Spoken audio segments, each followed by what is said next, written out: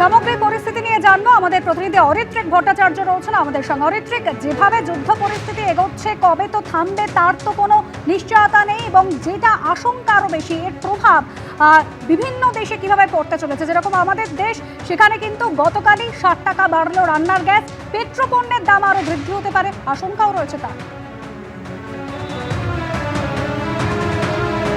একেবারেই তাই। দেখো, প্রাথমিকভাবে যে বিষয়টির দিকে অর্থনীতিবিদরা নজরে রাখছিলেন গত সপ্তাহে শেষ দিকে যখন এই যুদ্ধ পরিস্থিতি শুরু হলো, যে এই পরিস্থিতি কতটা স্থায়ী হয়। কারণ প্রাথমিকভাবে যেটা দেখেছিলাম আমরা, যে যুদ্ধের দ্বিতীয় দিনের মাথাতেই কিন্তু ইরানের সর্বোচ্চ নেতার মৃত্যু, এবং তার ফলে মনে করা হয়েছিল যে এই যুদ্ধের যে পরিস্থিতি সেটা হয়তো এর বেশি নাও এগোতে পারে বলে কেউ কেউ আশা প্রকাশ করছিলেন, কিন্তু সেটা কিন্তু হয়নি। যেটা দেখা যাচ্ছে যে আদার যে গালফ কান্ট্রিজগুলো রয়েছে, তার মধ্যে ইউএই রয়েছে, বাহরিন রয়েছে, কাতার রয়েছে, সেই জায়গাগুলোর যে ইউএস আর্মি বেস রয়েছে, যারা যে গালফ কান্ট্রিগুলো মূলত আমেরিকার সঙ্গে সদ্ভাব রেখে চলে, সেখানে কিন্তু বারবার আক্রমণ শানাচ্ছে ইরানের বাহিনী।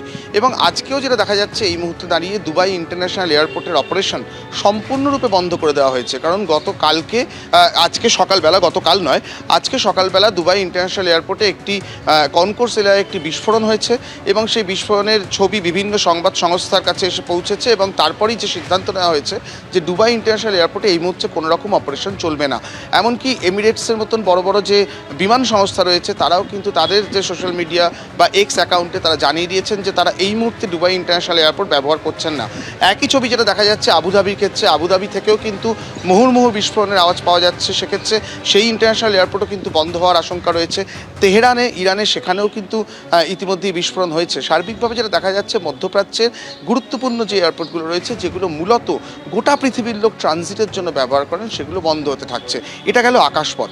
এবার যদি জলপথ হয়, সেখানে আমরা জানি হরমুজ প্রণালী থেকে শুরু করে বিভিন্ন জায়গায় এই মুহূর্তে অত্যন্ত ডিস্টার্বড অবস্থায় রয়েছে। তার ফলে জলপথে মূল যে বাণিজ্যটা হয় সেটা কিন্তু তেলের বাণিজ্য। সেই তেলের বাণিজ্য কিন্তু সম্পূর্ণরূপে ক্ষতিগ্রস্ত হচ্ছে, এবং ইরান হরমুজ প্রণালী প্রায় বন্ধ করে দিয়েছে, বন্ধ করার সিদ্ধান্ত নিয়েছে।